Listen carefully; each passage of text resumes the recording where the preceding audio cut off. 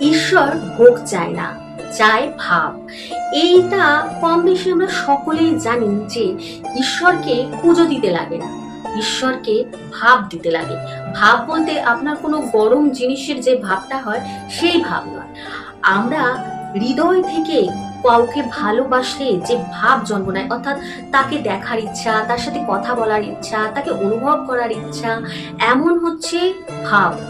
যে আপনি যখন কাউকে নিয়ে ভাবছেন, কাউকে নিয়ে সম্পূর্ণ সময়টা তাকে দিচ্ছেন, অর্থাৎ আমরা যখন প্রেমে পড়ি তখন কি করি, আমরা সারাক্ষণ তার কথা ভাবতে থাকি, তার কি ভালো লাগে, তার কি কি পছন্দ, তাকে একবার দেখার ইচ্ছা, তাকে একটু অনুভব করার ইচ্ছা, এমন কিছু উৎপন্ন হতে থাকে আমাদের হৃদয়ে। তেমনি ঈশ্বরকে যখন আমরা ভালোবাসতে শিখবো, ভালোবাসতে পারবো, তখন ঈশ্বরের প্রতি আমাদের একটা হৃদয়ে ভাব জন্ম নিতে থাকে।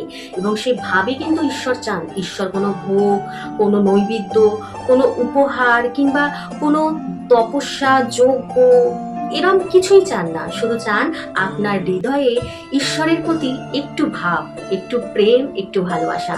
এটা পেলেই কিন্তু ঈশ্বর সন্তুষ্ট হয়ে যান। এর জন্য আপনার কোনো রকম ফুল, আপনার ফল, আপনার নানান, এই যে আমরা 56 ভোগ দিই ভগবানকে, সেটা কি ভগবান গ্রহণ করেন? হ্যাঁ, অবশ্যই গ্রহণ করেন। কেন গ্রহণ করবেন না? কারণ এর মধ্যেও কত ভক্তের ভাব রয়েছে। ভক্তরা ভালোবেসে তার ইষ্ট দেবতা, তার মনের আরাধ্য দেবতা, তাকে সন্তুষ্ট করার জন্য, যে তার খিদা পেয়েছে তাই জন্য তাকে ভোগ নিবেদন করে, সেজন্য ঈশ্বর খান। কিন্তু ঈশ্বর কিন্তু সেটা চান না, শুধু ভক্তের ভালোবাসাতে তিনি খান। কিন্তু ঈশ্বর যদি কিছু চান, সেটা হচ্ছে ভক্তের হৃদয়ে ভগবানের প্রতি ভালোবাসা।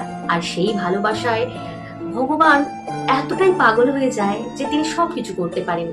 তিনি ভক্তের জন্য এমন এমন কাজ করেন, এমন এমন লীলা করেন, সেটা ভাবারও বিষয়। মানে আমরা সাধারণ মানুষরা ভাবতে পারবো না। আজকে আপনাদের সঙ্গে এমন একটি কাহিনী শেয়ার করব, যে কাহিনীর মাধ্যমে আপনারা জানতে পারবেন যে হৃদয়ে কতটা ভালোবাসা থাকলে ঈশ্বর কোনো ভক্তের কাছ থেকে এঁটো খাওয়ার খেতে পারে। হ্যাঁ বন্ধুরা, এঁটো খাওয়ার। এক ভক্তের কাহিনী, যার মুখ থেকে খাবার বের করে ভগবান শ্রীকৃষ্ণ গ্রহণ করেছিলেন। তো সেই কাহিনী আপনাদের সঙ্গে শেয়ার করছি। আপনারা সম্পূর্ণ ভিডিওটা দেখেন আর অবশ্যই মনোযোগ সহকারে শুনবেন, এতে আপনার হৃদয়ে ঈশ্বরের প্রতি ভাব জন্ম নেবে। তো চলুন ভিডিওটা শুরু করা যাক। ব্রজে এক সন্ত ছিল। সন্ত অর্থাৎ যারা এই সংসারের মোহ ত্যাগ করে শুধুমাত্র বেরিয়ে পড়েছেন ঈশ্বরের খোঁজে। তারা তাদের জীবনকে সমর্পণ করেছেন ঈশ্বরের চরণে এবং সে সর্বক্ষণ ঈশ্বরের নাম করতে থাকেন। যাই হোক, এই সন্তর নাম ছিল মাধব দাস।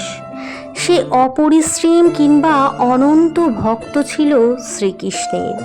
তিনি শ্রীকৃষ্ণকে খুবই ভালোবাসতেন, খুবই প্রেম করতেন, কিন্তু তার ভক্তি ছিল অদ্ভুত রকম, তাই সে ভক্ত হিসাবেও ছিল অদ্ভুত।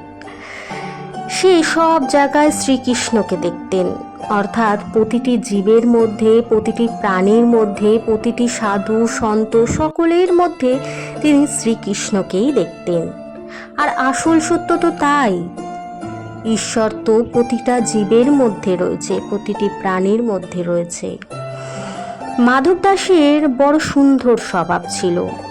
সে ব্রজের প্রতিটি গলি গলিতে, অর্থাৎ যেটাকে আমরা কুঞ্জগলি বলে থাকি, কিংবা বনে জঙ্গলে, যমুনা নদীতে স্নান করতে গিয়ে কিংবা আহার করতে বসে সর্বক্ষণ কিন্তু শ্রীকৃষ্ণের নাম জপ করতেন। কিন্তু জানেন সে ভোজন কি করতেন?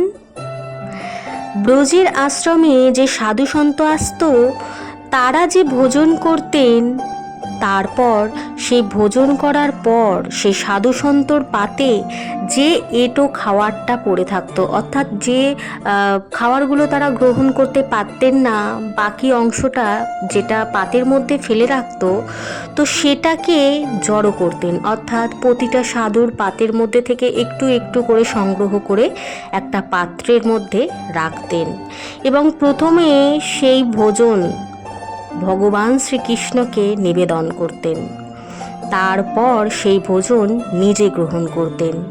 ব্যাপারটা অদ্ভুত না? কিন্তু তবুও শ্রীকৃষ্ণ তা গ্রহণ করতেন। কি করে বিশ্বাস করবেন? তার জন্য বাকি কাহিনীটি শুনুন। এই যে তিনি যে প্রতিদিন এই ভোজন করতেন, ঈশ্বরকে এই এঁটো খাবার খেতে দিতেন, এটি তার নিত্যক্রিয়া ছিল। অর্থাৎ প্রতিদিন একইভাবে সাধু সন্তদের এঁটো খাবার শ্রীকৃষ্ণকে ভোগ হিসাবে নিবেদন করতেন, আর তারপর সেই ভোগ নিজে গ্রহণ করতেন। এমনই একদিন মাধব দাসের খুব খিদা পেয়েছে। সে সাধু সন্তদের খাবার অপেক্ষা করতেই পারছে না। তারপর যখন সেই সাধু সন্তদের খাওয়া শেষ হয়, সঙ্গে সঙ্গে সেই খাবার একটি পাত্রে জড়ো করে, খুব তাড়াতাড়ি, খুব তাড়াহুড়ো করে জড়ো করে, তারপর নিজের মুখে পুরে দেয়। কিন্তু ঠিক সেই সময় তার মনে পড়ে, এ মা, আজ তো আমার মাধবকে অর্থাৎ শ্রীকৃষ্ণকে ভোগ নিবেদন করিনি।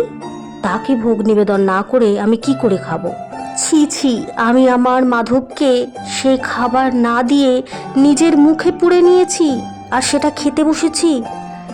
কিন্তু দুঃখের বিষয়, সে সেই খাবার না গিলতে পারছে, নাই মুখ দিয়ে বের করতে পারছে। কারণ সে খেতে পারছে না, সে ভগবানকে নিবেদন না করে কোনো খাবার গ্রহণ করে না। আবার সে বের করতেও পারছে না, কারণ সে সাধু সন্তদের মধ্যে নিজের শ্রীকৃষ্ণকে দেখে, আর শ্রীকৃষ্ণের এঁটো করা খাবার সে ফেলেও দিতে পারবে না। আর আপনাদের মনে প্রশ্ন হতে পারে, সে যখন প্রতিটা সাধু সন্তদের শ্রীকৃষ্ণ রূপে দেখেন, তাহলে সেই খাবার গ্রহণ করতে অসুবিধাটা কোথায়? কারণ মাধব দাসের বাড়িতে শ্রীকৃষ্ণের একটি বিগ্রহ ছিল, এবং সেই বিগ্রহের সঙ্গে তার আলাদা একটা সম্পর্ক ছিল। তা হচ্ছে ভালোবাসার, আদরের, মান অভিমানের। তাই সে তাকে না দিয়ে, না খাইয়ে কিছুতেই খেতে পারছিলেন না। এইভাবে সেই খাবার মুখে নিয়ে বসে আছেন মাধব দাস। দুপুর থেকে সন্ধ্যা, সন্ধ্যা থেকে রাত, এবং রাত থেকে তার পরের দিন সকাল হয়ে গেল।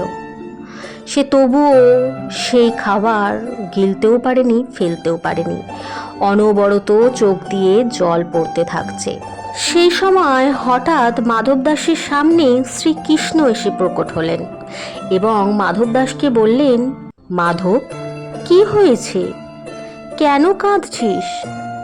মাধব দাস ভগবানকে দেখে আনন্দিত হয়েও তার কোনো কথার উত্তর দিতে পারছে না দেখে সে আরও কান্না করছে, কারণ তার মুখের মধ্যে সেই খাবার তখনও বিদ্যমান। তাই মাধব দাস ইশারায় শ্রীকৃষ্ণকে উত্তর দিচ্ছে। এই অবস্থা দেখে শ্রীকৃষ্ণ মাধব দাসকে বললেন, দে মাধব, আমার হাতে দে, তোর মুখেরটাই আমার হাতে দে। মাধব দাস সে কথা শুনে ইশারায় কাঁদতে কাঁদতে বলেন, হে গোবিন্দ, আমার এই এঁটো করা খাবার আমি তোমাকে কি করে দিই? আমি কিছুতেই দেব না। তখন শ্রীকৃষ্ণ মৃদু হেসে বললেন, আরে মাধব, তুই তো আমায় এঁটো খাবারই দিস, তাহলে আজ এত অসুবিধা কোথায়? আজ এমন কি হয়েছে যেটা তুই দিতে পারবি না? এমন কথা বলছিস কেন? মাধব দাস আরও কাঁদছেন আর বলছেন, প্রভু, এটা তো আমার এঁটো করা খাবার, আমি কিভাবে তোমাকে দেব?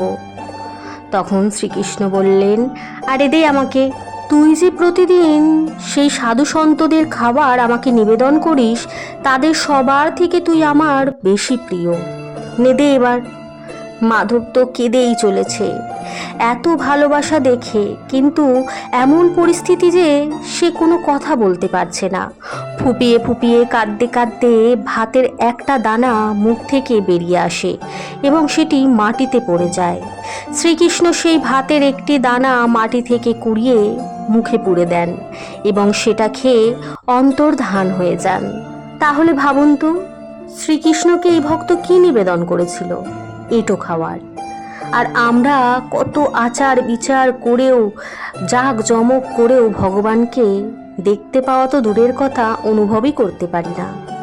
তাই ভগবান শুধুমাত্র আপনার ভালোবাসাটুকু গ্রহণ করে, বাকি যত দ্রব্য আছে না, সেগুলো আমাদের খুশির জন্য তিনি গ্রহণ করে, এছাড়া কিন্তু কিছুই না।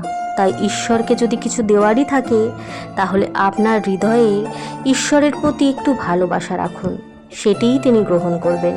বন্ধুরা, এই কাহিনীটি বলতে বলতে আমার হৃদয়ে তো অনেক ভাব জন্ম নিয়েছে। আপনাদের হৃদয়ে কিরম ভাব জন্ম নিচ্ছে? আপনি কি ঈশ্বরকে এমনভাবে ভালোবাসতে পারবেন যে আপনার এটা করা খাবার ভগবান গ্রহণ করবেন? অবশ্যই করতে পারবেন। তার জন্য আপনার হৃদয়ে নিষ্পাপ, নিঃস্বার্থ, নিষ্কাম ভালোবাসা দরকার। আপনার কোনো কামনা থাকবে না, আপনার কোনো বাসনা থাকবে না, আপনার কোনো স্বার্থ থাকবে না এবং আপনার মনে কোনো পাপ থাকবে না। এমনভাবে ভগবানকে ভালোবাসুন, দেখবেন ভগবান আপনার সঙ্গে স্বয়ং এসে কথা বলবেন এবং আপনার হাত থেকে খাবার গ্রহণ করবেন। তো চলুন, ভিডিওটা যদি ভালো লাগে বন্ধুদের মধ্যে শেয়ার করতে ভুলবেন না, পাশে থাকার জন্য সাবস্ক্রাইব করতে ভুলবেন না। আর এরম আরো ভিডিও পেতে আমাকে কমেন্ট করে জানান যে কেমন লাগছে এরম ধরনের ভিডিওগুলো। তো চলুন, এখানে বিদায় নিচ্ছি। আসছি নতুন কোনো ভিডিও নিয়ে, ততক্ষণের জন্য হরে কৃষ্ণ, রাধে রাধে।